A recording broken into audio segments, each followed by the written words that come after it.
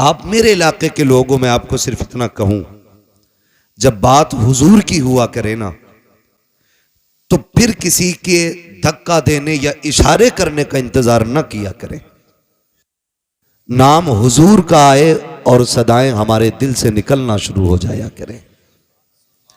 इसलिए कि जलसा सुनने के लिए सिर्फ अपने नहीं आते।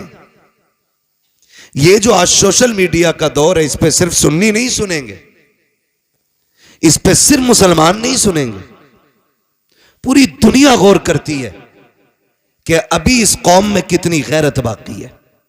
एक बात याद रखें, हुजूर से जो हमारा रिश्ता है ना, वो हमारी जान से ज्यादा, हमारे माल से ज्यादा, हमारी औलाद से ज्यादा, हमारी कुल कायनात से ज्यादा, हमें सबसे ज्यादा अगर कोई अजीज है तो हमारा नबी अजीज है।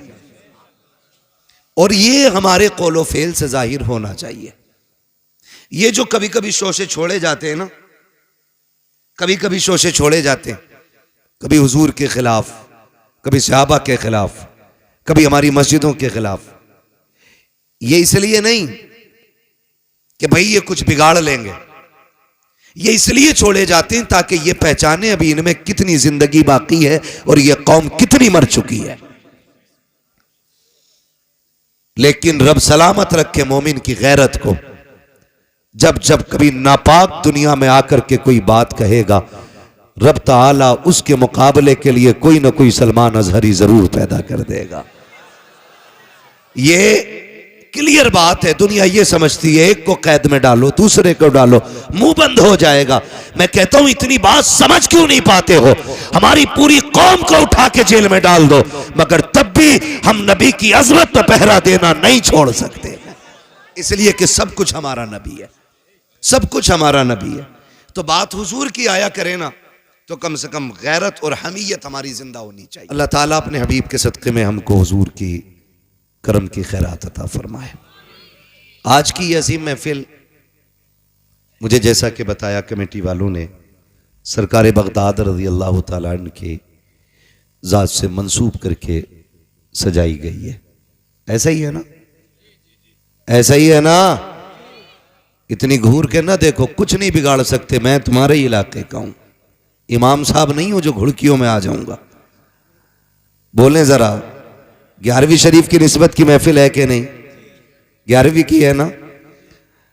और आज पहली तारीख हो गई है।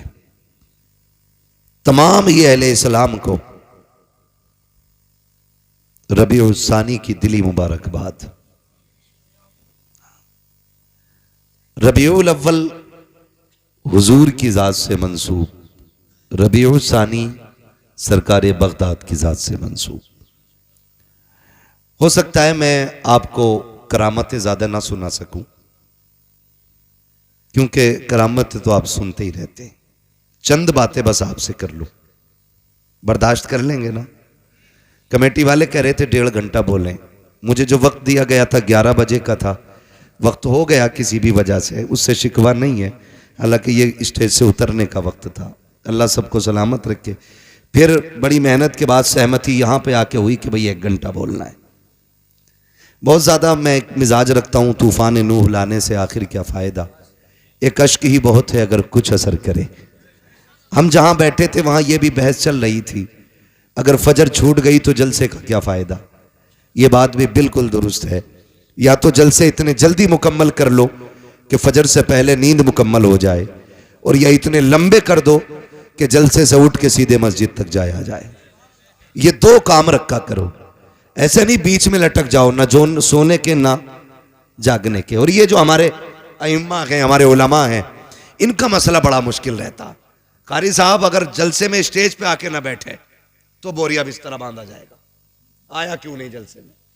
आके बैठ जाए और 5 मिनट फजर में लेट हो जाए तो फिर बोरिया बिस्तरा बंधना है कि लेट मस्जिद में क्यों आया। ऐसा लगता है मुतवल्ली नहीं, छुरी लेके कसाई बैठा। खैर करें, जरा अपने ऊपर भी थोड़ा रहम खाएं। अगर रब ने आपको किसी के ऊपर मुसल्लत किया है ना, या हाकिम बनाया है या काबिज बनाया है, तो उतना ही सख्त हिसाब लेना जितना तू रब को दे सके। ये मत सोचना कि तू एक एक पाई का हिसाब ले ले, मिनट मिनट का तू हिसाब ले ले और रब की बारगाह में यूं ही छूट जाए। फरमाया गया जो जमीन वालों पर रहम करेगा अल्लाह उसके ऊपर रहम फरमाएगा।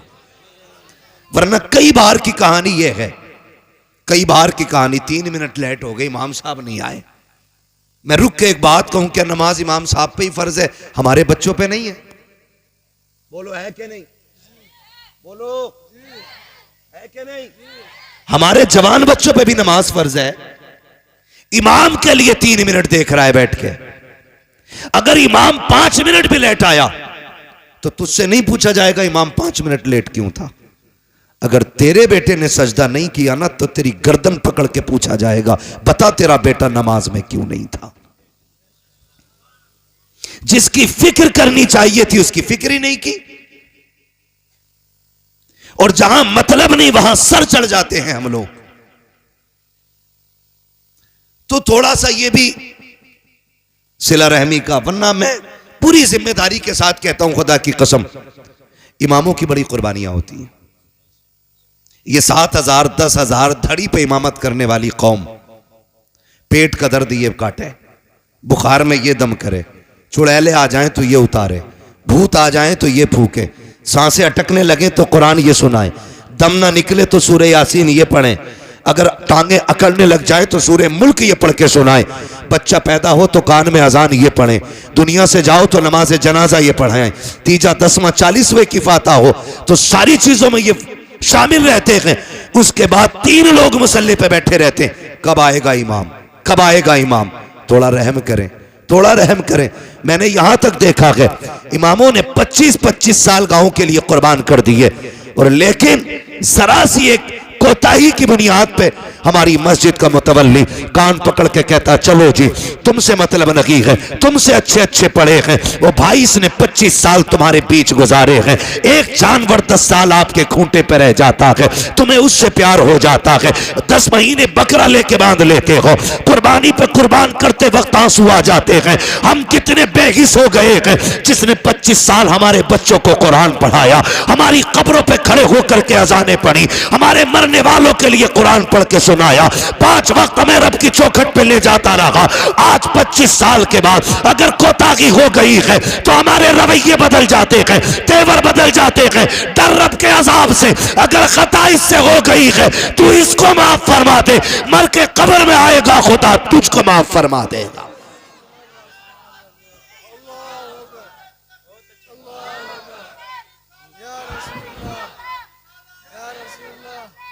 हाँ ये दुख की बातें, दुख की, बदलो अपने रवैये।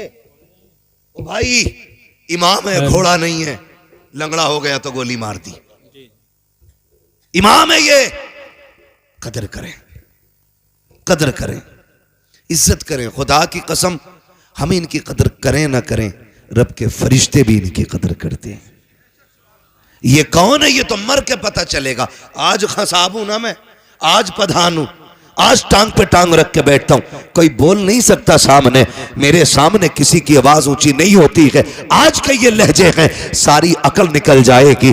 जिस दिन मलाकुल मौत ने पंजा रख दिया उस वक्त सारे लहजे नीचे हो जाएंगे, सारी सांसें ठंडी हो जाएंगी। जो रख थिरकती रहती है इसको हरकत देने वाला कोई नहीं मिलेगा। ओ मेरे भाई, आज जिंदगी दी है रब ने, अपनी जिंदगी का मुहासबा करें, बजाय इसके कि किसी और पे हम तोहमतें लगाएं, इल्जाम लगाएं, जलील ठहराएं। अपने आप के बारे में सोचो, और जब कभी गुनाह याद आ जाया करे, रात को मस्जिद का दरवाजा खुला है, जाके मुसल्ला बिछा दो, रो के रब को आवाज दो। वो तो इतना करीम है, तुम एक बार रहमान कहते हो, वो 70 बार तुम्हें या अब्दी कह के आवाज देता है। नारे तकबीर, नारे रिसालत, फैज़ाने बुजुर्गाने दीन अल्लामा मुफ्ती हम्माद रजा साहिब किबला, सुभान अल्लाह। सुभान। इसका इको हल्का कर दें भाई, और आवाज बढ़ा दें, बात समझ में आनी चाहिए। हाँ, मैं शबीना पढ़ने नहीं, मैं बात कहने आया हूं। जी जी, तवज्जो है सारे लोगों की, अल्लाह सलामत रखे। करेंगे इंशाअल्लाह, आवाज बढ़ाओ भाई ऑपरेटर साहब, करेंगे इंशाअल्लाह। ये सारी बातों पे कोशिश करें, और याद रखिएगा कभी कभी लड़ाई हो जाती है, भाई इमाम की रोटी मैं नहीं दूंगा, मैं थोड़ी जाता हूं मस्जिद जो रोटी दूं। तो ये जुमले जरा सोच समझ के बोला कर, अल्लाह सबको सबका मेहमान नहीं बनाता है, बेशक बेशक, सबका सबको मेहमान नहीं बनाता है, हर किसी के हिस्से में मेहमान नहीं होता। और याद रखिएगा, जो भी हम खाएंगे, एक दाना भी खाएंगे कयामत में उसका हिसाब देना है। एक दाना भी अगर खाएंगे, वो कई कई प्लेटें मार दे अल्लाह के करम से। दावत में अगर चला गया ना, खैरियत नहीं है, फिर आधा खाते हैं आधा है कि नहीं ये बात। एक बाप जब बेटी की रुखसती के लिए रोटी का इंतजाम करता है ना, तो जब गोश्त तुलता हो ना, तब देखो उसे कितनी फिक्र होती है, कितनी फिक्र होती है। एक एक बोटी कम ना रह जाए, एक बोटी कम ना रह जाए। वो फेंकने वालों, थोड़ी गैरत करो। अगर अपने दस्तरखान पे ऐसी बोटियां फेंकते हो तो ठीक है, फिर मर्जी है, वरना हम औकात जानते फेंकने वालों की। अगर बीवी गोश्त का छीछड़ा छुटा के ना सही दख्तर भाई फेंक दे तो उसके सर पे डंडा लेके खड़ा हो जाता है। हरामखोर पता नहीं 250 रुपए किलो का लाया हो, तेरा 250 रुपए किलो का है। ये जो गरीब बाप बेटी के निकाह के लिए एक एक जिंदगी की पाई इकट्ठी करके खाना लगाता है, टेबल पे आधा खा के फेंक देते हो। खुदा की कसम सोच भी नहीं सकते हो उस बाप के कलेजे पे क्या गुजरती है जिसने जिंदगी भर की कमाई लगा करके खाने का इंतजाम किया है। कदर किया करो रोटियों की, इज्जत किया करो। अल्लाह अगर तुम्हें दे रहा है इसकी कदर करो, वरना मेरे नबी ने फरमाया रिस्क की इज्जत करना। अगर ये रूठा तो कभी जिंदगी में एक दाना तुम्हें मैसर नहीं हो सकता है। बेशक बेशक। बंद होने का जरिया ये नहीं है कि रोटी नहीं मिलेगी, गेहूं पैदा होने बंद हो जाएंगे। अभी लगा है बीमारी खेतों में, ईद के पत्ते सूख गए। मैं भी बैठा था गांव में अपने, तो बातें होने लगी, बोले ईद को कोरोना हो गया। क्या हुआ भाई, ये कैसे हुआ है ना? ईद को कोरोना हो गया, क्या हुआ कि पत्ते सूख रहे हैं। 20 बीघे सूख गई, 30 बीघे सूख गई। मैंने कभी पिछले हफ्ते में आया था, तुम तो कह रहे थे मेरे खेत के जैसा किसी का खेत नहीं। उस टाइम पता क्या बात कही जा रही थी? उस टाइम कह रहे थे जो दवा मैंने डाली है ना किसी ने नहीं डाली। किसी का गन्ना ज्यादा काला तो कह रहा जो बीज मेरा है ना वो बीज है, किसी का ही नहीं। अब जब खड़ी खेती सूख गई, अब कह रहा कोरोना हो गया। भाई दवा नहीं है, कब कुदरत की मार है ये, कोई दवा से ही ठीक ना हो रहा। मैंने कहा तू याद कर अपने लहजे, खुदा की कसम रज़्ज़ाक़ अल्लाह है। एक एक पौधे को उगाने वाला वो है, पौधे का दरख्त बनाने वाला वो है। ये उसी की कुदरत तो है। तुमने एक टुकड़ा गन्ने का मिट्टी के नीचे डाला, उसने जमीन का सीना चीर के एक कल्ला निकाला, कल्ले का पौधा बनाया, पौधे के पूरे मेढ़े बना दिए, उसकी कुदरत से ये फलता रहा। तुम कहते रहे ये दवाई का कमाल है, ये बीज का कमाल है, ये मेरी मेहनत का कमाल है। तुम्हें उस वक्त बिल्कुल ख्याल नहीं आया। खुदा की कसम जाओ दुनिया से जाकर के पूछ लो, बड़ा बड़ा साइंटिस्ट कह सकता है कि कोई भी खेती साए में नहीं हो सकती है। एक खेती को फलने के लिए अगर धूप की जरूरत पड़ती है तो चांद की चांदनी की भी जरूरत पड़ती है। अगर सख्त झोंकों की जरूरत पड़ती है तो नसीम सहर की भी जरूरत पड़ती है। एक पौधे को बहाल करने के लिए रब ने कितना बड़ा निजाम लगाया है। कभी सूरज से सुखाया गया, कभी चांद से भिगोया गया, कभी सख्त हवाओं से पानी निचोड़ा गया, कभी बादे सबा से पौधों का मुंह धुला गया। तुम ये कहते हो कि ये दवाई का कमाल है। नहीं, तुम्हें उस वक्त कहना था ये खुदा की कुदरत से हो रहा है। खुदा की कसम दवा डालता या ना डालता, ना कोरोना होता ना डरोना होता। अपनी खेती खुदा के हवाले कर दे, एक एक बीज अल्लाह तेरे घर तक हिफाजत से पहुंचा दे। नारे तकबीर, नारे रिसालत, नारे हैदरी। अल्लामा मुफ्ती हम्माद रजा साहिब किबला, बहुत अच्छा पैगाम है माशाल्लाह। करो कुछ, बहुत अच्छा, बहुत अल्लाह की कुदरत का इनकार ना करो। बेशक। फसल अच्छी हो तो क्या शुक्र है तेरा, ना कहो तो मालिक सब्र करता हूं। ये जो करोने हो रहे हैं ना, ये करोने इसलिए हो रहे हैं खेती में क्योंकि उशर कोई नहीं देता जी। हिसाब लगा रहा 2.5 लाख का गन्ना हुआ और 2.5 लाख में अल्लाह का कितना ये ना बताएगा। यही बात। जब हम उश्र और ज़कात नहीं देंगे तो फसलें मारी जाएंगी। बेशक। बनी इसराइल का दौर है। एक नबी उस वक्त के पहाड़ पर थे। वो कहते हैं कि मैंने अचानक बादलों के अंदर से आवाज सुनी, कोई कह रहा था चलो फलां के खेत को सैराब करो। तवज्जो है ना, सुन रहे मेरी बात? अल्लाह करे ये बात आपकी समझ में आ जाए। हाँ, तो वो कहते हैं कि जब मैंने बादल से ये आवाज सुनी ना तो मैंने गौर किया ये जा किधर रहा। कहते हैं जहां मैं था वहां बादल बरसा और वहां से एक नाले की शक्ल में पानी चला। वो बयान करते हैं कि मैं पानी के साथ साथ चला। मैंने जाके देखा एक किसान अपने खेत में पानी भर रहा था। मैंने जो नाम सुना था, जो बादलों में नाम लिया गया था, फलां का खेत सैराब करना है, कहते मैंने उससे जाके पूछा तेरा नाम क्या? उसने वही नाम बताया। जब उसने वही नाम बताया तो मैंने उससे कहा यार बता नेकी कौन सी करके बैठा है, इबादत कौन सी की है? कहा क्यों? कहा ये बादल सिर्फ तेरे लिए बरसाया गया था। ये बनी इसराइल के नबी कहते हैं, जो उस वक्त के नबी हैं।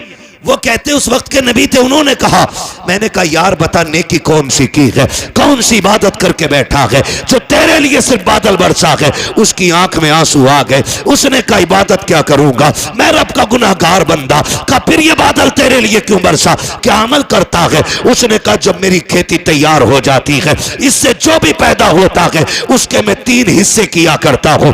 एक हिस्सा बच्चों पे खर्च करता हूं, एक हिस्सा अल्लाह की रजा के लिए गरीबों में तकसीम करता हूं, एक हिस्सा फसल में लगा देता हूं। अल्लाह अकबर। आवाज आई जो हमारे लिए गरीबों पे खर्च करता है उसकी फसलें मारी नहीं जाती है, अल्लाह उसके नसीब का पत्थरों से पैदा फरमा देता है। सुभान अल्लाह, सुभान अल्लाह, माशाअल्लाह। लेकिन हम अगर पड़ा हुआ मिल जाए ना तो माले गनीमत, रातों रात बटियां की बटियां साफ। ओ भाई जिंदगी जाब्ते के साथ गुजारे, जाब्ते के साथ गुजारे। हम कुछ भी नहीं है और कोई औकात हमारी नहीं, सिर्फ इतनी है कि तेरे टुकड़ों पे पले गैर की ठोकर पे न डाल। बेशक। झड़कियां खाएं कहां छोड़ के सदका तेरा। हम कुछ भी है ना हुजूर के करम से, हुजूर के करम से। ये तो नसीब है हमारा कि हम हुजूर की उम्मत में पैदा हुए। और खुदा की कसम रसूल आजम भी हमारे हैं, बगदाद वाले गौसे आजम भी हमारे हैं। बगदाद वाले गौसे आजम भी हमारे हैं। आप तारीख का ये बाप पढ़ के तो देखें, दुनिया जानती है। कई बार ये सुना होगा, वाकया सुनाना मकसद नहीं, सिर्फ कुछ बताना चाहता हूं। सरकार गौस पाक के वालिद का नाम क्या है? सलामत रहो भाई, सलामत रहो। हजरत अबू साले जंगी दोस्त रहमतुल्लाहि ताला अलैह वालिद, यही है ना? बोलो हाँ यही नाम है, मुझे भी यही लग रहा। वालिद कई बार सुना होगा। रोजे से रहते थे, दिन भर रोजा रखना, रात भर नमाज पढ़ना। एक दिन भूख तेज की लगी ना, सुने बहुत गौर से, भूख तेज की लगी तो रोजा भी था। कहने लगे चलो दरिया के किनारे इफ्तार कर लेते। पानी पीने रोजे इफ्तार के लिए गए थे, सेब आ रहा था, उठा के खा लिया। क्या किया? अच्छा बताओ, किसी के पेड़ से तोड़ा था? बोले जरा। किसी से छीना था? दरिया में बहता हुआ आ रहा था, उठा के खा लिया। जैसे ही हलक के नीचे उतरा फौरन दिल ने सवाल किया। दिल ने कहा अबू साले, अगर रब ने कयामत में पूछ लिया कि जो सेब खाया था मालिक से भी पूछा था कि नहीं, जवाब क्या देना है? कांप गए, घबरा गए। रुक के जरा बताओ, दरिया का बहता हुआ सेब उठा के खा ले, दिल कबूल नहीं करता है। आज ना बाजार में बंदा खड़ा हो जाता है, इस ठेले से उस ठेले पे, उससे उस पे, सुबह से शाम तक ना उठा उठा के खा के कह रहा क्या रेट दी है? उसने कही 70 रुपए, कह रहा महंगी है। फिर सिंगाड़े वाले के पास पहुंचा, पहले खाया फिर पूछा क्या रेट है? का 60 रुपए, महंगा है। ऐसी पूरे बाजार में घूम फिर के ठलुआ बंदा पेट भर लेता है। हल्दी लगी ना फिटकरी, रंग चोखा आ गया भाई। शाम को आया सीना चौड़ा करके, ओ भाई हराम के लुकमों से बच, हलाल के लुकमे खा। आज औलाद जूता लेके बाप के आगे खड़ी है, तो इसमें जिम्मेदार औलाद नहीं, बाप भी जिम्मेदार है। अगर तुम्हारा बेटा तुम्हारे सामने जूता लेके खड़ा है तो फिर लुकमे तलाश करो कहां से खिलाए थे, क्या खिलाया था बच्चों को। इसलिए कि अगर लुकमे हलाल के होते हैं तो औलाद मां बाप की फर्माबरदार होती है। यह ख्याल रखिएगा मेरी बात का। हराम के लुकमे नस्लें तबाह कर देते हैं। देर नहीं लगती है ना मैंड पे चलने। हम लोग अक्सर खेत में घूमने वाले लोग, इसलिए इस लेवल से मैं बात कर रहा हूं। बारी मारी सूत के किसी के खेत पे गुजर जाओ, धान के धोरा पूरा ही साफ है, एक बाल में धान नहीं मिलेगा, तुम सब सूत दिए। और करना कुछ नहीं है, चार खाएगा बाकी। याद रखना हिसाब देना पड़ेगा इसका, और हिसाब इतना सख्त होगा, पूछा जाएगा जो तूने दाना चबाया था वो कितना खाया था, और जो छिलका फेंका था वो कहां फेंका था किसका, किसकी जमीन में डाला। देखने में कोई औकात है धान के छिलके की, मगर हिसाब इतना सख्त होना है। लेकिन हमें डर नहीं लगता, अरे देखा जाएगा, देखा जाएगा, कम कोई नहीं है। बाट देख लो, बेच रहा है ना तो 900 ग्राम तोल लिया, खरीद रहा तो 1 किलो 100 ग्राम डंडी मार के ले रहा। कपड़ा अगर नाप रहा है तो 10 सेंटीमीटर कम है, वो कह रहा जी इतने में ही आया। और अगर कह दो छोटा रह गया तो सुकड़ गया होगा।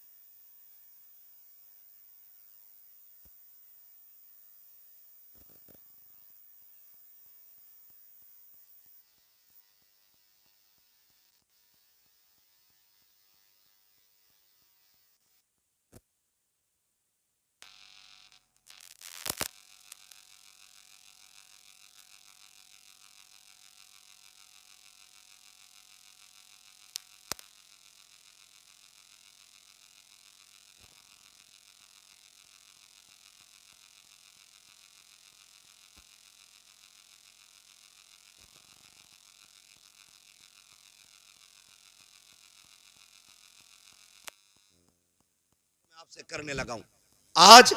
हुकूकुल इबाद को बंदा हल्के में लेता है। हुकूकुल इबाद जरा दिल पे हाथ रख के बताएं, हर गांव में मैंड का झगड़ा है कि नहीं? कहीं ऐसी जगह नहीं होती है, कहीं ऐसी जगह नहीं होती है जहां मैंड का झगड़ा ना हो। 4 इंच इधर की उधर कर दी, बड़ा बड़ा काबिल पड़ा मैंड काटने वाला, नीचे नीचे कुरेद का पानी भर दे, अगले दिन 4 इंच खेत बढ़ जा उसका, क्या भाई इधर कैसे आ गई ना, लौट गई होगी। क्यों? ये तो 10 फीट की दीवार थी ना जो लौट गई होगी। और ये सोच रहा सबसे पैदावार उसे ही कुरेदेगा बैठ के। और जब सामने वाला भी कम नहीं होता, उसकी गिर गई, उसने उठाई पूरी फिट भर अंदर रख दी, तेरी मां ने दूध पिलाया इधर रख के दिखा। याद रखिएगा, हजरत अली गुजर के जा रहे, 2 बंदे झगड़ा कर रहे, एक कहता था जमीन मेरी है, दूसरा कहता था जमीन मेरी है। हजरत अली को आते देखा, कहने लगे अली ठहरो, तुम तो शेरे खुदा हो, और नबी ने फरमाया अना मदीनतुल इल्म वालियुन बाबूहा, मैं इल्म का शहर हूं, अली उसका दरवाजा है, फैसला कर दें। फरमाया किस चीज का फैसला? कहने लगे ये कह रहा है जमीन मेरी है, मैं कह रहा हूं मेरी है, बताओ जमीन किसकी है? आपने ठोकर मारी जमीन के। कहने लगी जमीन जानती है तू मैं कौन हूं? उसने कहा जी आपको अबू तुराब कहा जाता है। कहने लगे एक बात पूछूं? कहा पूछे ना अली। जमीन से अली बातें कर रहे हैं, बताए कि कहा क्या? कहा ये कह रहा है मेरी है, ये कह रहा है मेरी है, तू बता किसकी है? जमीन ने अजीब बात कही। जमीन ने कहा अली इनसे कह दो ना मैं इसकी हूं ना मैं इसकी हूं, बल्कि ये दोनों मेरे हैं। हुए नामवर बे निशां कैसे कैसे, जमीन खा गई आसमां कैसे कैसे। बेशक जमीन ने कहा था ये मेरे हैं, इस 2-2 इंच के लिए तुमने क्या क्या ना किया। जरा सी मेंढ की खातिर तुमने अपनों पे गोलियां चलाई, अपनों के सर तोड़े, लाठियां डंडे चलाए, अपनों को घर से बेघर किया, बहन बेटियों को कोर्ट कचहरी में खचेड़ा, सिर्फ 2 इंच जमीन की खातिर। और यार क्या चला जाता अगर तुम अपने सगे भाई के लिए 2 इंच जमीन की माफी दे देते, या तुम्हारा क्या चला जाता अगर किसी भाई का हक ना मारते। और भाई जहां तू बाप का बेटा है वो भी तो बाप का बेटा है, बाप की संपत्ति में बेईमानी कैसी। लोग कहते हैं हम परेशान है, मैंने कहा किसी की औकात नहीं है जो तुम्हें परेशान कर सके। हमारी परेशानी की वजह हम ही लोग हुआ करते हैं। जाओ जाके कचहरियों में देखो, भाई का मुकदमा भाई के खिलाफ है, भाई का दावा भाई के खिलाफ है। जेलों में जाके देखो जितने भी दाढ़ी टोपी वाले हैं उनको फंसाने वाले अक्सर मुसलमान क्यों होते हैं, उनका जायदाद का झगड़ा क्यों होता है। ओ मेरे भाई खुदा का वास्ता इस 2 इंच 4 इंच फिट भर के लिए अपनों का खून ना बगाना, इसलिए कि दौलत हाथ का मैल होती है लेकिन अपने मेहनत से नहीं बल्कि रब की तौफीक और नसीबों से मिला करते। नारे तकबीर, नारे रिसालत, नारे गौसियत, मसलके आला हजरत, उलमाए अहले सुन्नत। सुभान अल्लाह। कर दो भाई, मैं इससे अच्छा तो बिना माइक के बोल रहा हूं। तवज्जो है सारे लोगों की। ओ भाई अपनों का खून ना बहाएं, खून ना बहाएं अपनों का। और तुम जिसके लिए अपने का गला काट रहे हो ना, ये तुम्हारे साथ कब्र में नहीं जानी है। लेके गया है कोई, गया है कोई लेके? कोई नहीं। खाली हाथ आना है, खाली हाथ जाना है, खाली हाथ जाना है।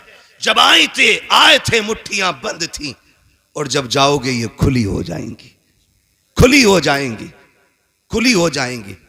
सिकंदर जिसने आधी दुनिया फतह कर ली थी और उसको पूरी दुनिया का बादशाह कहा जाता है।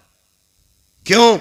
क्योंकि जिस स्पीड से वो दुनिया फतह कर रहा था, अगर जिंदगी साथ दे देती पूरी दुनिया फतह करता वो। जानते हो, चलते चलते रास्ते में सांप ने काटा, जहर फैला, बिस्तर पे लेट गया। तबीबों ने इलाज किया, इलाज होते होते एक दिन तबीबों ने हाथ उठा दिए।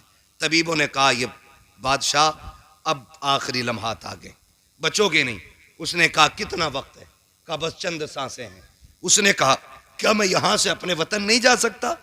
उन्होंने कहा नहीं, अभी इतनी मोहलत नहीं है तुम अपने वतन जा सको। तब सिकंदर ने कहा था मेरे पास बहुत दौलत है, जाओ जाकर के ऐलान कर दो मेरी सारी दौलत कोई ले ले और इतनी सांसें दे दे कि मैं अपने मुल्क में जाके मर सकूं। तो सबने कहा था बादशाह सारी कायनात लेकर के कोई तुझे एक सांस नहीं दे सकता। उसने कहा फिर दौलत किस काम की? कहा लोगों मैं मर जाऊं मेरे हाथ कफन से निकाल देना। कहा किस लिए? ताकि दुनिया को बता दूं ये दौलत इतनी बेवफा है, तुम्हारा ही काम लगी आनी है। हाथ निकाल देना ताकि दुनिया दौलत को सब कुछ न समझे, दुनिया जान ले सिकंदर खाली हाथ आया था, खाली हाथ गया। नारे तकबीर, नारे रिसालत, नारे गौसियत, मसलके आला हजरत अल्लामा मुफ्ती हम्माद रजा साहिब किबला। सुभान अल्लाह, बहुत अच्छा पैगाम। ओ भाई ये किसी के साथ नहीं गई है और यह के बाद दीगरे सब की बारी है। आज मेरी है, कल आपकी बारी है। लोग कहते हैं हम उसे छोड़ के आए कब्रिस्तान। औकात क्या तुम छोड़ के आए? वो तुम्हें लेके गया था कब्रिस्तान तक। वो जो जनाजे में लेटा है ना वो तुम्हें लेके गया था। वो गड्ढा दिखा के लाया है, उसने कब्र दिखाई है, उसने मिट्टी दिखाई है, उसने तख्ते दिखाए हैं, उसने अंधेरा घर दिखाया है। उसने कहा मैं तो चल दिया, तू इसकी तैयारी करके आना, तू इसकी तैयारी करके आना। लोग समझ बैठे हैं कि नहीं नहीं जी जो भी है ऊपर ही ऊपर है। नहीं, असल मामला नीचे का है, असल मामला नीचे का है। हलाल की दौलत इकट्ठा करना बच्चों के लिए। यह दुनिया बड़ी बेवफा है। मर के देखो, अगर बाप करोड़ों भी छोड़ के गया है ना तो बेटों ने सोने के सिक्के नहीं दिए मस्जिद में।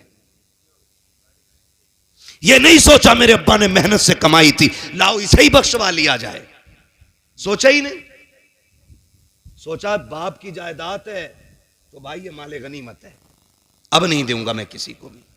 ना करें, अपने जीते जी आखिरत का इंतजाम करें। सरकार गौसे पाक के वालिद ने वो सेब खा लिया। ख्याल आया माफी लेनी चाहिए। दरिया के किनारे किनारे चले, बाग मिल गया सेब का, टहनियां लटकी हुई पके सेब लगे थे, समझ गए इसी बाग का सेब होगा। डर कितना था, एक सेब की कीमत देखें, एक सेब की कीमत। आज लोग गरीबों का हक खा जाते हैं, डकार तक नहीं लेते। कितने यतीम भतीजों को जहर दे दिया गया ताकि उनके हिस्से की संपत्ति भी हमें मिल जाए। वो भाई यतीम तो नहीं देख रहा, लेकिन खुदा देख रहा है, खुदा देख रहा है। गरीब तो जहर खा के मर गया, लेकिन हिसाब अल्लाह को देना है, हिसाब अल्लाह को देना है। अकीदे मजबूत रखो। हालात कैसे होते, मैं ज्यादा बात नहीं बढ़ाना चाहता, बस चंद बातें गौर से। बाग में पहुंच गए, एक ना बाग की सफाई कर रहा था, उससे आपने कहा तू बाग का मालिक है? उसने कहा नहीं। कहा काम क्या है? कहा मुझे बाग के मालिक से मिलना है। कहा क्यों? बाग के मालिक किसी से मिलते नहीं है, वो गोशा नशीं रहते हैं। उसने कहा मेरा जरूरी काम है। आने वाले ने कहा, यानी सरकार गौस पाक के वालिद ने, काम बताइए क्या है? तो आप फरमाने लगे मैंने एक बिना इजाजत के सेब उठा के खा लिया, बिना इजाजत के सेब दरिया से उठा के खा लिया, बस उसी के बारे में माफी के लिए आया हूं, उसी के लिए माफी के लिए आया हूं।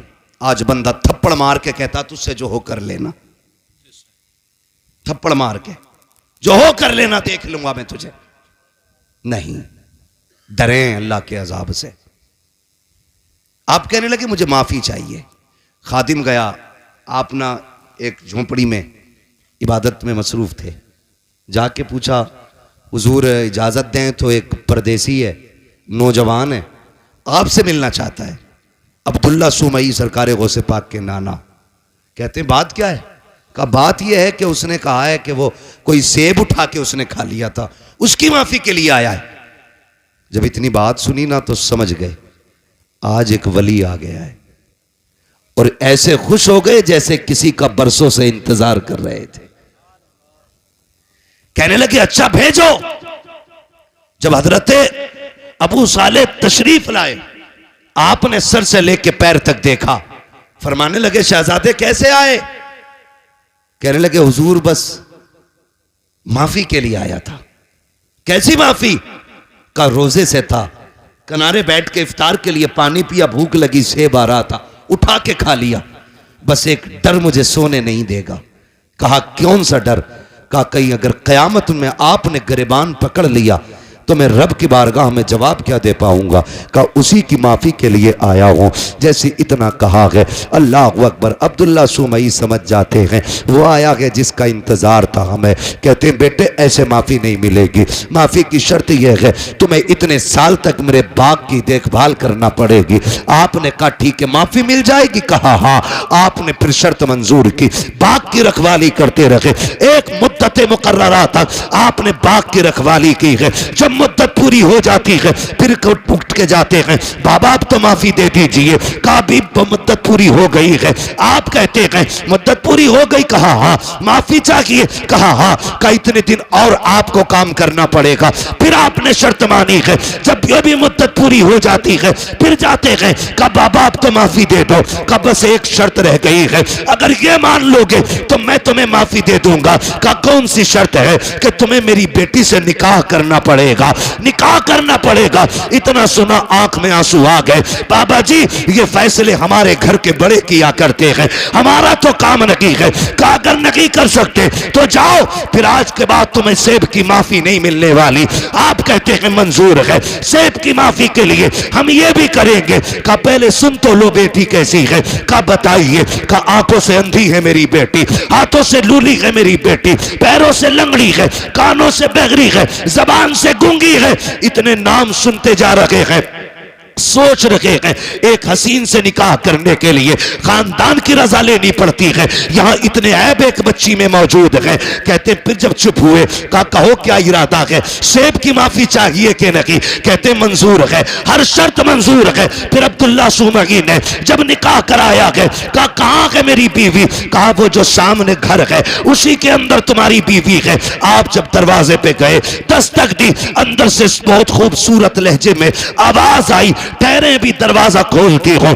आप ठहर जाते हैं, कहा ये कौन है बोलने वाला? मेरी बीवी तो बोलना नहीं जानती है। जैसे दरवाजा खोला है चांद से ज्यादा रोशन चेहरा निगाहों के सामने है, परी पैकर वजूद निगाहों के सामने, देख के हैरत में है। सलाम किया, जवाब मिला, वापस पलट आते हैं बाबा किधर भेज दिया था? कहा क्यों? कहा वहां मेरी बीवी नहीं है, वहां तो कोई और बच्ची है। कहा क्यों? कहा उसकी आंखें भी मौजूद हैं, वो बात भी करती है, वो तो चल के आई है, हाथों से दरवाजा खोला है, मुस्कुरा के कहते हैं बेटे वही तो तेरी बीवी है। कहा ये कैसे हो सकता है?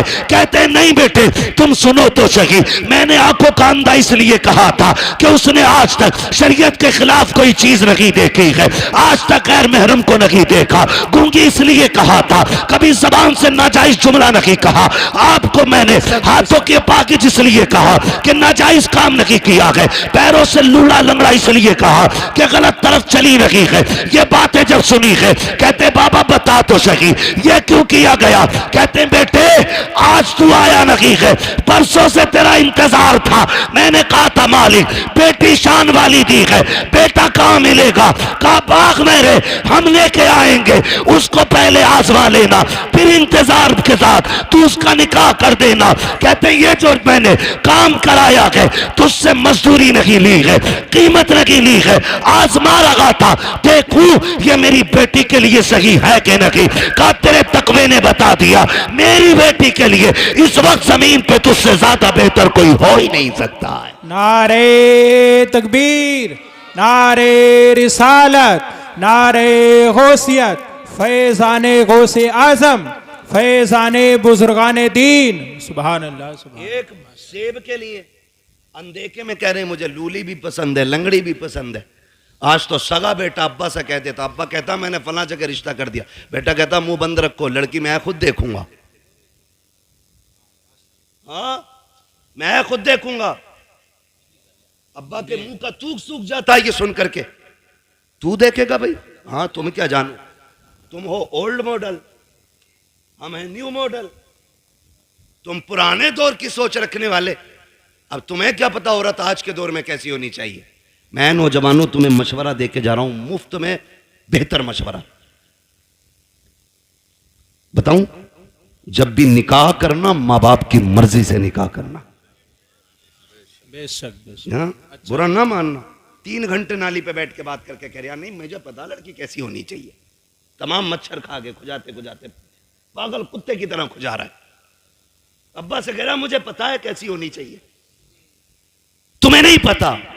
अरे इसने 40 साल एक औरत के साथ गुजारे, ये जानता क्या अच्छाई होती है उसमें, क्या बुराई होनी चाहिए। और तू 3 घंटे फोन पर चिपक के कह रहा मुझे पता है। सुन भाई, अगर तुझे 3 घंटे में पता तो हमें तेरा भी अंजाम पता है। 6 महीने नहीं मिल गुजरेंगे, या तो तलाक का तोहफा उसके सर पे होगा या मर्डर करके तू फ्रिज में रख चुका होगा। इसलिए आपसे गुजारिश है, रिश्ता करें तो बुजुर्गों की मर्जी के साथ करें। इसलिए कि अगर 1% कमी रिश्ते में होती भी है ना, तो उस कमी को मां बाप की दुआएं पूरा कर दिया करती हैं। उस कमी को मां बाप की दुआएं पूरी कर दिया करती हैं। कभी अपनी मर्जी नहीं लगानी है कि भाई मैं अपनी मर्जी से निकाह करूंगा। मेहनत से बाप पालता है। आज हम पूछते हैं ना क्या किया अब्बा ने, औलाद आगे आई तो पता चला बाप का किरदार क्या था। आज जब बेटे ने उंगली थाम के कहा ना अब्बा मेले में जाना है, तो पता चला कि बाप ने हमें कैसे पाला था। माफ कीजिएगा, बाप गरीबी की दौर में कंधे पे बैठा के मेले लेके जाता था। आज बाइक होते हुए हम अपने बाप का बोझ हॉस्पिटल तक नहीं ढो सकते। काय की इंसानियत है हमारे अंदर। अपना सगा बाप गर्मी के मौसम में तेरे मेरे पेड़ के नीचे टाइम काटता है, और हम बीवियों के साथ ऐसी फ्रिज कूलर में। और कह रहा मौलवी तावीज दे दे बरकत हो जाए।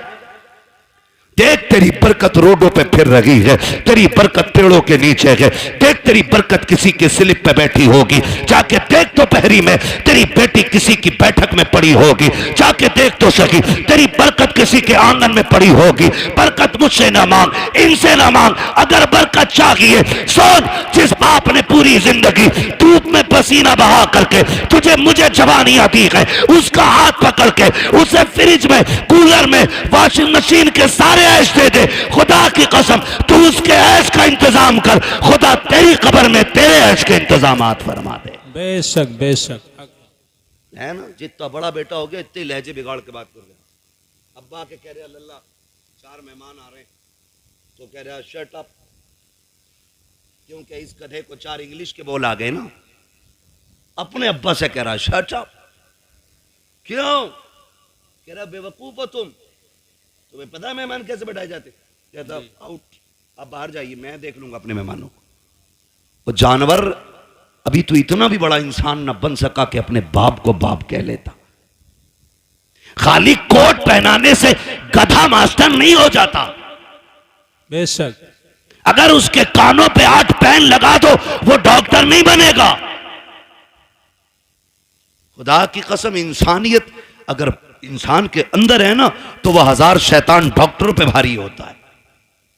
इंसानियत असल होती, और वो तरक्की पे लानत जो हमें अपनों का बेअदब बना दे। ये भी याद रखिएगा, जो हमें अपनों से दूर कर दे। लानत ऐसी तरक्की पे, लानत ऐसी कामयाबी पे जो हमें बाप का गुस्ताख बनाए। अल्लाह से कसरत नहीं, अल्लाह से बरकत मांगनी है। क्या मांगेंगे? बरकत मांगिए। कसरत तो यह है 15 लाख कमाते महीने में और खर्च 16 लाख होते। बताओ बंदा गरीब है क्या अमीर? गरीब। 15 कमा रहा है, 16 लाख खर्च कर रहा है, अमीर है क्या गरीब? जोर से, क्योंकि हर महीने 1 लाख का कर्जमंद हो रहा है। और बंदा कमाता है 5000 और 4000 खर्च कर लेता, 1000 बच जाता। बताओ बंदा अमीर है क्या गरीब? अमीर। बोले अमीर। ये बरकत और कसरत का फर्क है। 15 लाख में भी गुजारा ना हो इसे कसरत कहते हैं, और 500 रुपए में दिन कट जाए इसे बरकत कहते हैं।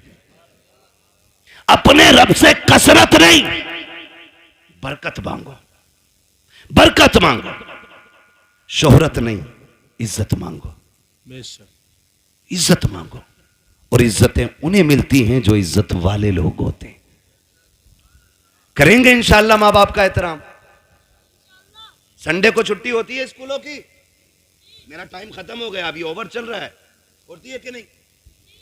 संडे को छुट्टी होती है, ऑफिस की, कॉलेजेस की, इन सब की छुट्टी होती है।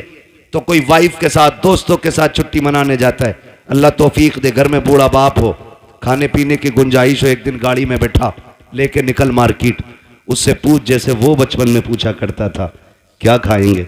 कभी बाप से कहना अब्बा क्या खाएंगे, दिखा कभी उनको, अब्बा तुम्हारे दौर में ये कोल्ड ड्रिंक नहीं होती थी, अब्बा तुम्हारे दौर में ये आइसक्रीम नहीं होती थी, अब्बा इस दौर में देखो, अब्बा बताओ ना क्या खाओगे।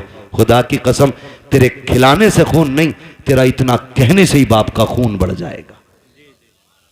इतना कह देने से बाप का खून बढ़ जाएगा। खाली कहो अब्बा खाना क्या है। रोज कहते हो ना बेटे बता क्या पकेगा, रोज पूछते हैं हम। बीवी कहती है ना क्या बनना है, पूछ लो बच्चों से। बच्चे कहते हैं चिकन खाना, मटन खाना, ये फ्राई वो फ्राई। हम ये कहते हैं, कभी माँ बाप को बैठा के कहे अब्बा आज तुम बताओ क्या बनेगा। आज जो तुम कहोगे वो पकाया जाएगा। कभी उनकी मर्जी से भी खिलाओ, कभी उनकी मर्जी से बनाओ। और बीवी से कहते सुन, बहुत सुनी है, हर जगह अपनी चलाई हमने, लेकिन आज के बाद हमारे मां बाप की चलनी है। इनकी मर्जी से पकेगा, जो ये कहेंगे वो खिलाया जाएगा। खुदा की कसम मैं समझता हूं 50% दवाएं बंद हो जाएंगी अगर औलाद बाप के साथ ये रवैया इख्तियार कर ले। एक टूटा हुआ इंसान, एक बिछड़ा हुआ इंसान, एक जंगल में खोया हुआ इंसान किसकी तलाश करता है? एक सच्चे हम सफर की, एक हमदर्द की, एक ऐसे शख्स की जो उसका दुख सुन सके। बाप उसी खोए हुए इंसान की तरह है बुढ़ापे में, उसी टूटे हुए शख्स की तरह है बाप जिसे दुनिया ने छोड़ दिया हो। वो चारपाई पे पड़ा है, उसे आज तेरे सेब की जरूरत नहीं, तुम्हारे जूस की जरूरत नहीं, आज उसे तुम्हारे दो मीठे बोलों की जरूरत है। बेशक। लोग पूछते हैं क्या करें अब्बा की खिदमत, मैं सीधी बात कह देता हूं, अब्बा की खिदमत ही अगर करनी है ना, बूढ़ा बैठा हो ना और टेक लगा के बैठा हो, आप पीछे खड़ा हो, कंधे दबा के कह अब्बा इन्हीं कंधों पे लेके जाते थे ना, वो मुस्कुरा के तुझे देखेगा, खुदा की कसम दुआएं होने लग जाएंगी। तू कभी कंधे दबा उसके, कभी तलवों में बैठ, कभी उसके गले में हाथ डाल, यारों के साथ तो खड़े हो जाते हो, बगल में बगल डाल के खड़े हो जाते हो, यूं भी लिपटा लेते हो, यूं भी पकड़ लेते हो, कभी बाप के कंधे पे हाथ रख के अब्बा बताओ ना जिंदगी का कोई मंजर तुम्हें याद है कि नहीं, बताओ तुमने जवानी में कौन सा बड़ा कारनामा किया था, खुदा की कसम देखना जो ऐसे सिमट के बैठा होता है, जब बच्चे कहते हैं अब्बा बताओ जवानी का, फिर वो यूं होके बैठ के कहता है सुन जब मेरी उम्र 25 साल थी मैंने ये कारनामा अंजाम दिया था, जब मैं 30 साल का हुआ मैंने ये कारनामा अंजाम दिया, और जब बात तारीफ की आए वाह वाह कह के उसका हौसला बढ़ाता जा और ये कहता जा अब्बा ये तेरा जिगर था जो तूने किया है, ये तेरा हौसला था जो तूने किया है, अब्बा हमसे तेरी तरह नहीं होगा, इतना कह के तो दे, खुदा की कसम अगर बुढ़ापे में जवानी नजर ना आ जाए तो आके बात कर ले। नारे तकबीर, नारे रिसालत, अजमते वालिदैन अल्लामा मुफ्ती हम्माद रजा साहिब किबला। सुभान अल्लाह। वक्त दो अपने बाप को, बैठा करो उनके पास, कभी पूछो उनसे हाल चाल, अब्बा बताओ ना कैसी कट रही है, अब्बा बताओ ना क्या हो रहा है, वो तुम्हें हाले दिल बताएगा, वो तुम्हें हाले दिल बताएगा। फिर उसके साथ बैठो, उससे पूछो, उसको सुनाओ अपनी, खुदा की कसम फिर जीने के मजे देखो। बेटे बेटे मेरे सामने कोई ऐसा नहीं है जो हम में बिना बाप के आया है ना, सारे बाप वाले लोग हैं ना अल्हम्दुलिल्लाह, है कि नहीं भाई, समझदार बच्चे बैठे हैं, कोई ना समझ नहीं है, फिर सर नहीं हिलाना है, जबान से बोलना है कि नहीं, सारे बाप वाले लोग हैं ना, अल्लाह ने सबको बाप की नेमत से नवाजा है। ये अलग बात है कुछ कब्रिस्तान में आराम कर रहे हैं, कुछ बिस्तर में आराम कर रहे होंगे, लेकिन सारे बाप वाले लोग। जानते हो जिसका बाप ना अपनी कठिनाइयां गिनाया करे, उस बेटे पे लाजिम है वो और ज्यादा सिमट के अपने बाप के पैरों में बैठे। आज तुम्हारी जेब पे मेडल लग गया ना, आज तुम शान वाले हो गए ना, लेकिन बाप के आगे कुछ नहीं, बाप के आगे कुछ नहीं। वो कभी तुम कहो ना अब्बा बताओ ना घर का खर्च कैसे चलता था, वो ये कहना यार तुम्हारे दौर की तो बात अलग है, हमने तो यार रक्शे चला के बस पेट पाले। तो उसके कदमों में बैठ के कहे अब्बा आज जो ये कलम का दौर है ना, ये तेरे रक्शे का कमाल है, उस कामयाबी को भी बाप की मजदूरी पे डालो। कभी कभी ना बेटे कह देते हैं तुम्हारे रक्शे की वजह से हम जलील हुए, तुमने किया ही क्या है रक्षा चलाने के लिए। ओ भाई जब बाप पसीने में डूब के घर आए ना मजदूरी का पैसा लेके, और पसीने में कपड़े भीगे हों, उसे मजदूर कह के जलील न कर, उसका हाथ पकड़ के कह अब्बा एहसान है कि तू हमें पाल रहा है, शुक्र है तेरे कपड़े मेहनत के पसीने में तो भीगे हैं, लेकिन किसी के हराम के खून में भीगे हुए नहीं हैं।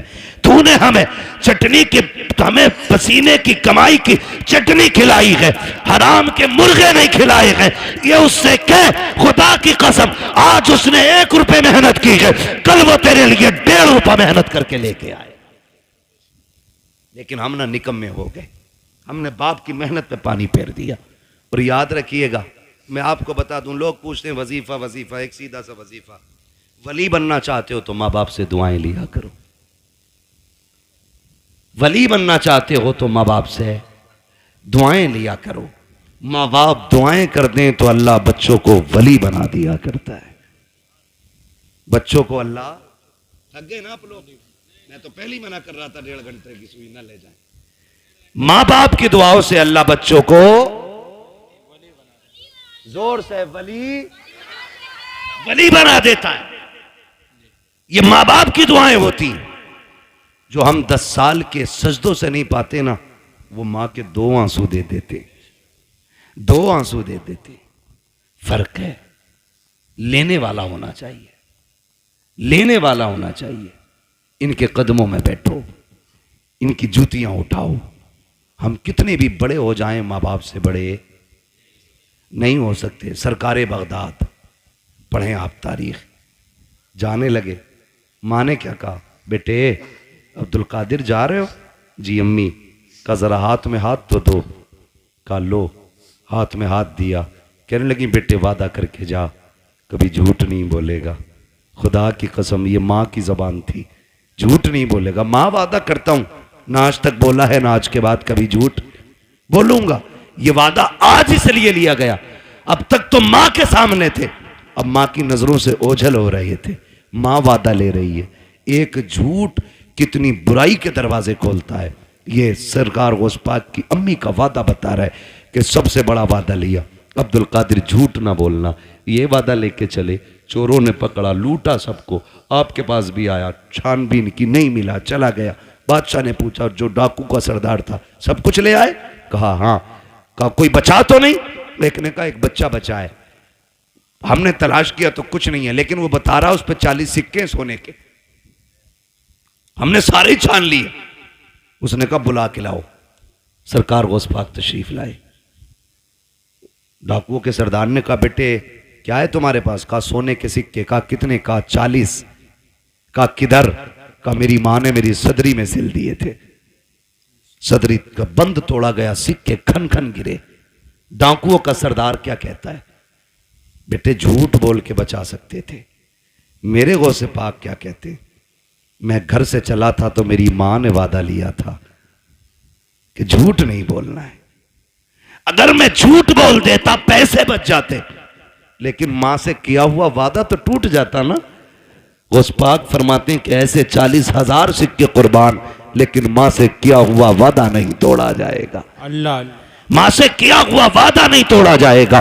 जैसे इतनी बात कही है, डाकुओं के सरदार ने तोड़ के कहा था, शहजादे बता तो सही किस खानदान से ताल्लुक रखता है? फरमाते मैं मुस्तफा के खानदान से ताल्लुक रखता हूं, मैं हसनी हुसैनी सैयद हूं। जैसे इतना कहा है, उसने कदम पकड़े, कहने लगे शहजादे माफी चाहते हैं, दुख दिया, हमें तौबा करा दीजिए। कहा क्यों? कहा हम ये सोच रहे हैं तुम्हें मां का वादा याद है, हम गुनाहगारों को खुदा का वादा याद नहीं रहा। अल्लाह अल्लाह अल्लाह अकबर। सरकारों से पाक ने तौबा कराई डाकुओं के सरदार को। तो जो पीछे वाले लोग थे ना मुक्तदी उसके, कहते हैं जब पीर साहब जन्नत में जाएंगे तो फिर हम भी तो जाएंगे। उस्ताद के साथ वो भी तौबा करके गौस पाक के हाथ पे फिर ताइब हो गए। फरमाया गया जितने लोगों को बगदाद वाले ने तौबा कराई थी, अल्लाह ने सबको वली बना दिया था। सुभान अल्लाह, सबको वली बना दिया था। ये शान सरकार गौसे पाक की है। तो मेरे भाई, मां होती है, चाहे वो गौसे पाक की मां क्यों ना हो। मां तो मां है, चाहे मेरे नबी की मां क्यों ना हो। कि आका ने नहीं कहा काश मेरी मां होती, मैं मस्जिद नबी के मुसल्ले पे होता, वो हुजरे के अंदर होती, कहते मैं नमाज पढ़ाता होता, सूरे फाता की तिलावत करता होता, धीरे से पर्दा सरकता, अंदर से मेरी मां की आवाज आती, बेटा मोहम्मद मेरी बात सुन जा। आका फरमाते हैं सहाबा नमाज तोड़ देता, मुसल्ला छोड़ देता, दौड़ के मां के पास चला जाता। सहाबा ने कहा था आका बंदगी छोड़ के बंदी के पास? कहते हैं हाँ। सहाबा कहते हैं आका क्यों? कहते हैं इसलिए कि जब मां राजी होती है तभी खुदा राजी होता है। बेशक जब मां राजी होती है तभी खुदा राजी होता है। कोशिश ये करनी है अपने माँ बाप की खिदमत करेंगे बेशक इंशाअल्लाह। नाराज हो गए इन कड़वी बातों को सुन करके। मैं जन्नत बांटने नहीं आया ना, और मैं बांट भी नहीं सकता। मेरे बाप की नहीं, जन्नत रसूल पाक की है। हर उस शख्स को जन्नत मिलेगी जिसे मुस्तफा चाहेंगे, और मुस्तफा उसे चाहेंगे जो मुस्तफा को चाहेगा। हाँ, इसलिए मेरी गुजारिश आपसे है रवैये दुरुस्त करें, अपने लहजे अच्छे करें, हराम के लुकमों से बचें, हलाल की तरफ बढ़ें। कोशिश ये करें कि हम जब तक जिंदा रहेंगे अपनी जरूरतें अपने रब की बारगाह में पेश करेंगे। हमारा रब हमारी जरूरतें सुनेगा। वही सुनने वाला है, वही देखने वाला है, वही देने वाला है। अगर दुआएं कबूल नहीं होती हैं, आसान तरीका मेरे इमाम ने बताया। कहते हैं वही रब है जिसने तुझको हमतन करम बनाया, हमें भीख मांगने को, तेरा आस्था बताया। तुझे हमद है खुदाया, तुझे हमद है खुदाया।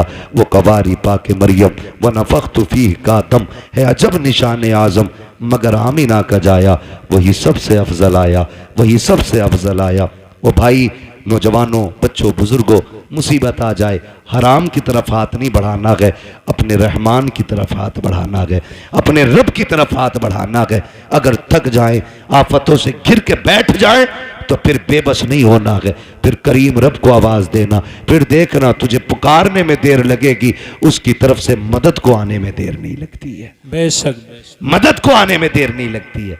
लेकिन रवैया ही उल्टा, पेट में दर्द उठेगा कह रहा हाय मैया, फिर मैया आ गई तो कह रहा हाय डॉक्टर।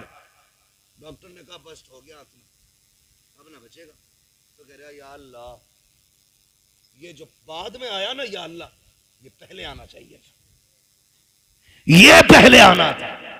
बस इतना बदलना है अपने को। जब दर्द लगे, चोट लगे, नुकसान हो, तो या अल्लाह सबसे पहले जबान से निकलना चाहिए। तुम पहली तकलीफ है अपने रब को आवाज दो। खुदा की कसम वो ऐसा कादिर मुतलक है, ऐसा कादिर मुतलक है कि किसी तबीब, किसी दवा, किसी हकीम, किसी अक्लमंद की जरूरत नहीं पड़ेगी। वो अपने करम से तुम्हें लम्हों में शिफा अता फरमा देगा। वो बहुत बड़ा नाम सुना होगा अपने हजरत इब्राहिम बिन अदहम, सुना है ना? इतने बड़े रुतबे वाले के बादशाह थे अपने वक्त के बादशाह। लेटे हुए अपने महल में तो अचानक धब धब की आवाज आई। ख्याल आता कि हम भी रब को राजी करें। धक धक की आवाज आई, पूछा कौन है? आवाज आई कि हम हैं। क्या कर रहे हो? क्या ऊंट ढूंढ रहे हैं। कहा छत पे ऊंट। तो कहने लगे तो क्या हुआ? ऊंट गुम गया, हम अपना ऊंट ढूंढ रहे हैं। कहा छत पे तुम्हें ऊंट मिल जाएगा। तो उन्होंने कहा सुनो, अगर हमें छत पे ऊंट नहीं मिलेगा तो तुम्हें भी तो इन बिस्तरों पे खुदा नहीं मिल सकता है। ऊंट तलाश करने के लिए जंगल जाना है तो फिर तुम्हें भी ये शाही लिबास बिस्तर छोड़ कर रब को तलाश करना पड़ेगा। छोड़ दिया, सब लात मार दी, ठोकर मार दी, जंगलों में निकल गए, अल्लाह अल्लाह करने लगे। आपके मामू हजरत इब्राहिम बिन अदहम के पास गए। आप ना एक फटा हुआ कपड़ा अपना सिल रहे थे सुई से। सुने देख रब कितना अजमतों वाला है, सिल रहे हैं अपना कपड़ा। वो कह रहे ना, मामू पहुंच गए, सलाम वालेकुम। वालेकुम, कैसे? बस अपनी गुदड़ी सिल रहा। मामू ने कहा कितने अच्छे दिन थे जो शाही लिबास पहनते थे, ताज रहता था, खादिम खड़े रहते थे, क्या मिला तुम्हें ठुकरा के बादशाह? आज ये फटे कपड़े सिल रहे हो ना, क्या मिला? क्या मिला? आपने इतना सुना ना, कि पूछना चाहते हो मुझे क्या मिला? कहा हाँ, आपने जो सुई हाथ में थी दरिया में फेंक दी। कले सुई थी उससे भी हाथ धो बैठा, अब सिलेगा कैसे? फरमाने लगे ठहरो, आवाज देते मछलियों जरा सुई लेके आओ। जब इतनी आवाज दी ना तो सारी मछलियां, हर मछली के मुंह में एक सोने की सुई मौजूद थी। सुभान अल्लाह सुभान। कहने लगे मामू देखो, सबके मुंह में एक सोने की सुई। कहने लगे ये नहीं चाहिए, मेरी सुई लाके दो। एक मछली आपकी सुई लेके आई, उसमें धागा भी मौजूद था। आपने फरमाया हाँ यही मेरी सुई है। कहने लगे सुनो, जब तख्त पर बैठता था तो सिर्फ जमीन के चलने फिरने समझने वालों पे हुकूमत थी। जब से रब का हो गया हूं, कायनात मेरी हो गई है। जब से रब का हो गया हूं, कायनात मेरी हो गई है। रब के होने के आदी बने, खुदा की कसम वो अपने करम से तुम्हें वली बना देगा। वली कहते हैं किसको? उसी को वली कहते हैं जो अल्लाह का होता है। वो बात याद आ गई, एक ना दीवाना गुजर के जा रहा था। दीवाना गुजर के जा रहा था, बारिश का मौसम। किसी ने देखा मजजूब जा रहा, उसने कहा ओ भाई दूध पी लो। गरम गरम दूध पिलाया, पिया, चल दिए, शुक्र अदा किया, आगे चले। वो खड़ाव पहन रखी थी दीवाने ने, है ना, तो छप छप करके जा रहे थे। एक दीवाना अपनी महबूबा के साथ बैठ के गुलछर्रे उड़ा रहा था। उसके पैर की छींट ना दीवाने के, उसकी महबूबा के कपड़ों पे आ गई। उसने कहा पागल दिखता नहीं है? उसने कहा मैडम क्या हुआ? जो उसका महबूब था, कहा कि इसने मेरे कपड़ों पे गंदगी डाल दी। तो महबूब था उसका, ओवर एक्टिंग भी की, थोड़ा सा उठा और दीवाने के थप्पड़ मार दिया। दीवाने ने आसमान की तरफ देखा, कहने लगा शुक्र है मालिक तेरा, कभी बैठा के दूध पिलाता है, कभी थप्पड़ लगवाता है, कभी दूध पिलाता है, कभी थप्पड़ लगवाता है। अभी चंद कदम चला था, ये तो गुजर गया। वो उठी अपनी जगह से, चली, गिरी और मर गई। मर गई। किसी ने कहा कि जिसके थप्पड़ मारा ना उसने बद्दुआ की थी। लोग दौड़े, पकड़ के लाए, कहने लगे तूने इसके लिए बद्दुआ की थी? उसने कहा नहीं। कहा फिर ये मर कैसे गई? कहा सीधी सी बात, हिसाब बराबर हुआ है। कहा क्या? कहा जब मेरे पैर से कीचड़ उछल के इसके महबूब के ऊपर पड़ी तो इसको बुरा लगा, इसने मुझे थप्पड़ मारा, और जब इसने मुझे थप्पड़ मारा तो फिर मेरे महबूब को बुरा लग गया। इसने अपनी हैसियत से बदला लिया, उसने अपनी शान के मुताबिक काम कर दिया। उसने कहा झगड़ा कोई नहीं, हिसाब बराबर है, हिसाब बराबर है। यही हजरत अली फरमाते हैं कि जब भी तुम्हारा मुकाबला किसी गरीब से हो तो अल्लाह से डरना, गरीब से डर जाना, कमजोर से डरना, भले ताकतवर से मत डरना। किसी ने कहा था अली कमजोर से क्यों डरना? ताकतवर से डरना समझना आता है, कमजोर से डरना समझना नहीं आता।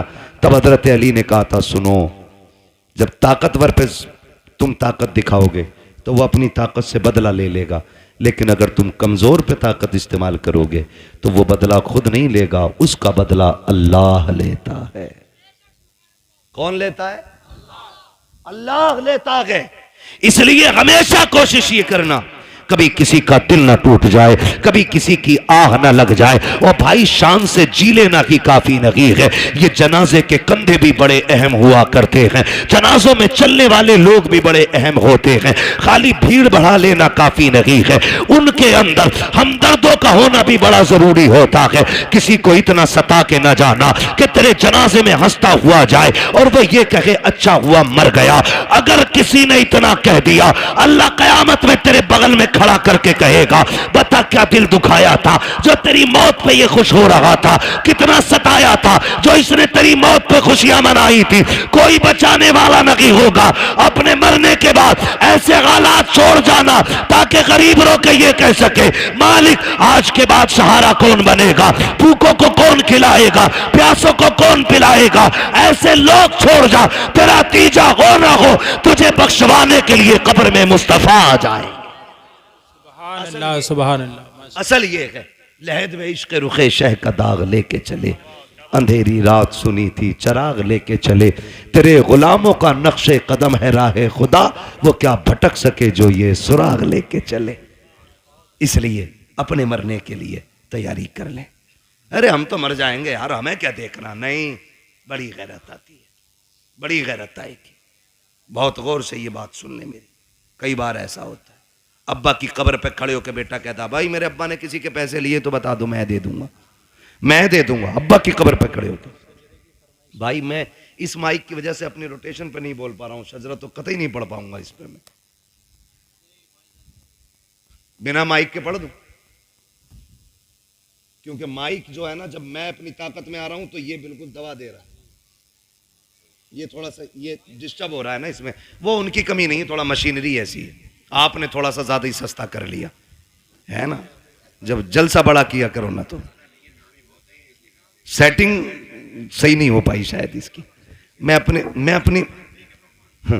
अपनी खुद रोटेशन पे जिस लय में मैं बात बोलता हूं बोल ही नहीं पा रहा हूं। थोड़ी देर बोलता हूं आपको ही समझ आना बंद हो जाती है ना। बस तवज्जो करने थोड़ा सा, जरा बोल दें सुभान अल्लाह। मैंने क्या बात कही अभी आपसे? अपने जनाजे में ऐसे लोग छोड़ के जाना जो तेरे मरने के बाद तेरे ना होने का एहसास करें, तो जिंदगी जिंदगी है। तेरे जाने पे अगर किसी ने जश्न मनाया तो फिर कोई जिंदगी जिंदगी नहीं।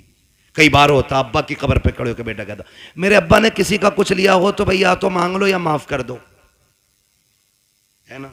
बता तेरे अब्बा ने जो एक नाली के ऊपर एक गरीब के थप्पड़ मारा था उसका हिसाब कौन देगा? जो एक गरीबान का गरीब का गरीबान पकड़ के बाप ने धक्का दे के कहा था औकात क्या है तेरी, तो तुम्हें क्या लगता आज बेटे की माफी से बाप माफ हो जाएगा?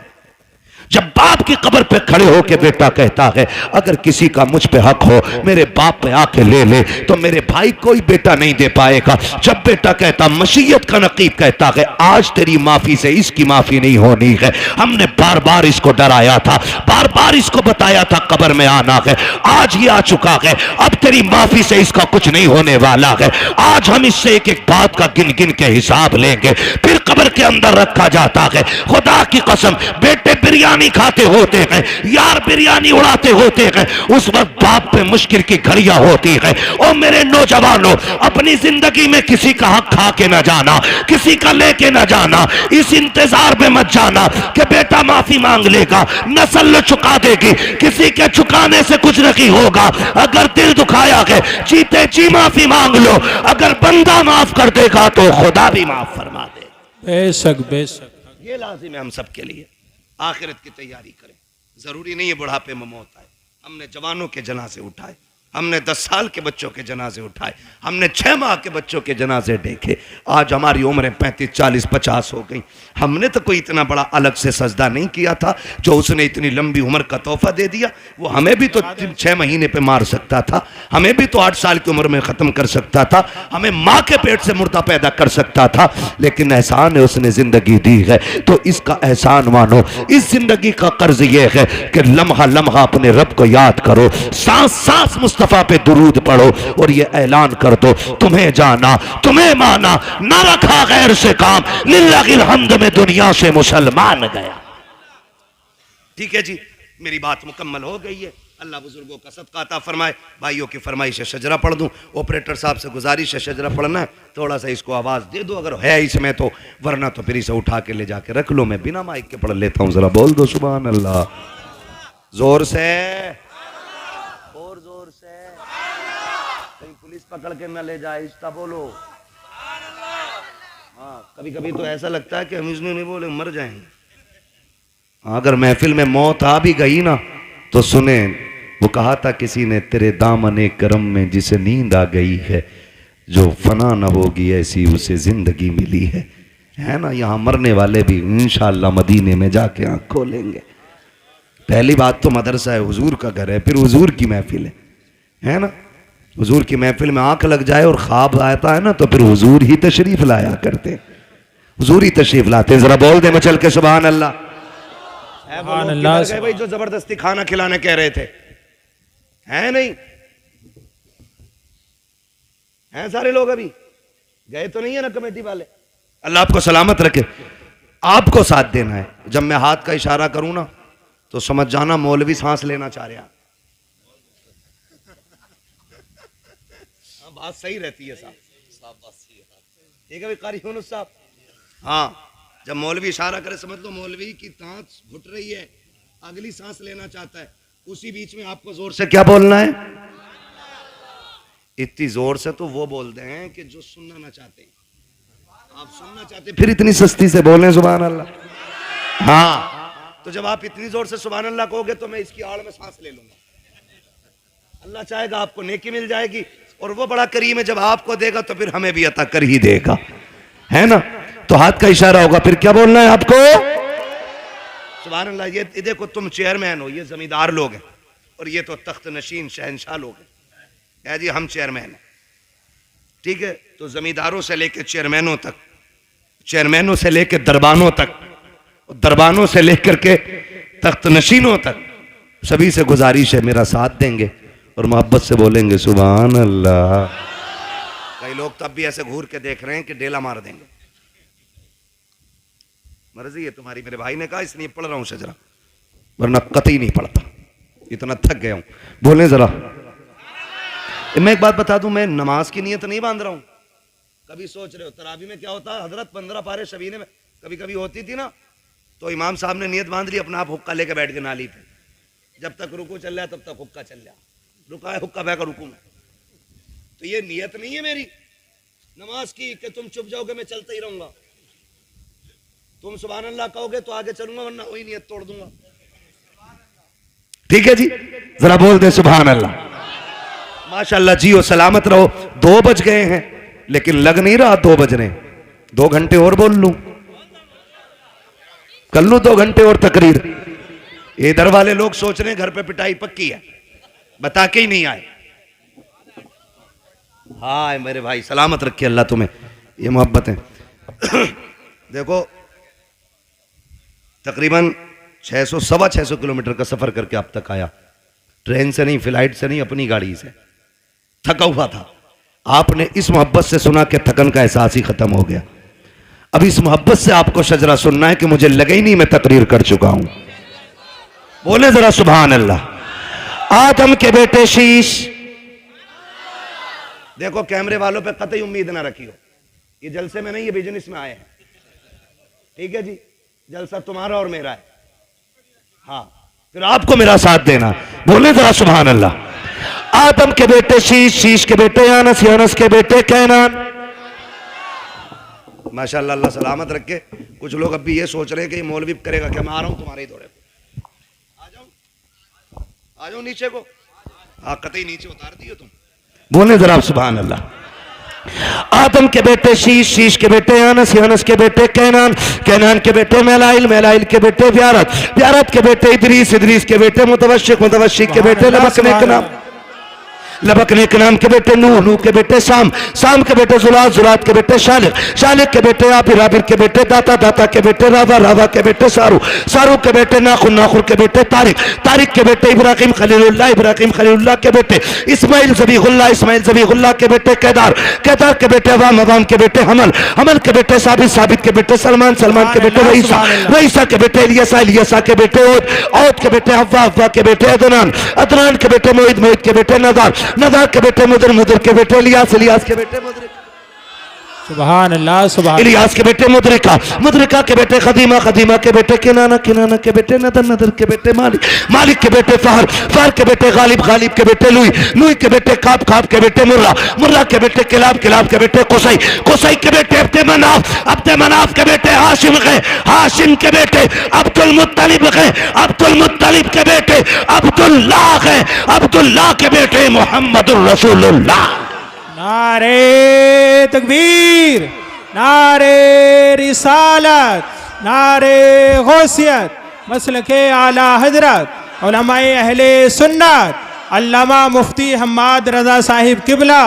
सुभान अल्लाह। बस जो हुए गलत उनको माफ फरमाए रब्बे कायनात।